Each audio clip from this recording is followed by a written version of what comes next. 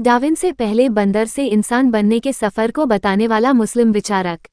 मानव विकास का सिद्धांत इतिहास के कई सिद्धांतों में सबसे मजबूत माना जाता है और जितना इसने मानवीय सोच पर प्रभाव डाला है, शायद ही किसी और सिद्धांत ने डाला हो।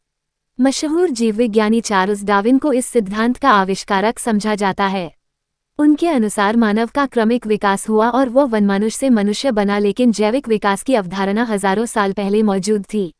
डार्विन का कमाल ये है कि उन्होंने इस सिद्धांत को इतनी तार्किक और वैज्ञानिक बुनियादों से साबित किया कि चंद सदियों के अंदर अंदर दुनिया भर में उन्हीं के सिद्धांत को इकलौता मान लिया गया।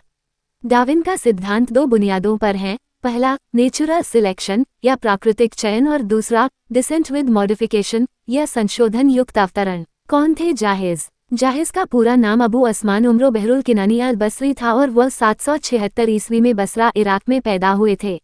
उनका खानदान बेहद गरीब था और उनके दादा ऊंट चराते थे।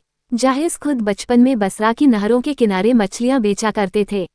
उनके बारे में कहा जाता है कि वह ठीक नहीं दिखते थे, जिसकी वजह से लोग उनका मजाक उड़ाया करते थे। अरबी भाषा में जाहिज का अर्थ ऐसा शख्स होता है जिसकी आंखें बाहर की ओर निकली हों, लेकिन जाहिज ने इन रुकावटों को आड़े नहीं आने दिया और निश्चय कर लिया कि अपने विरोधियों को ज्ञान की रोशनी से मात देंगे। पढ़ने का शौक, इसके लिए उन्होंने शिक्षा हासिल करने का सिलसिला जारी रखा। वो खुद लिखने पढ़ने के साथ साथ बाकी समय में विभिन्न शैक्षिकी बैठकों में जाकर भाषण और चर्चा सुना करते थे। उस जमाने में मुताजिला संप्रदाय जड़ पकड़ रहा था और उनकी बैठकों में धार्मिक मुद्दों, दर्शन और विज्ञान पर धुआंधार बहस हुआ करती थी। जाहिज ने मजबूती से उन बैठकों में शामिल होना शुरू कर दिया, जिससे उन्हें अपने विचारों को आकार देने में मदद मिल गई। ये अब्बासी सल्तनत के उदय का समय था।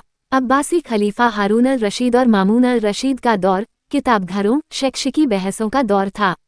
ये वह जमाना था जब दुनिया भर से विज्ञान और कला की किताबों का अरबी भाषा में अनुवाद हो रहा था और मुस्लिम दुनिया नए विचारों से रोशन हो रही थी।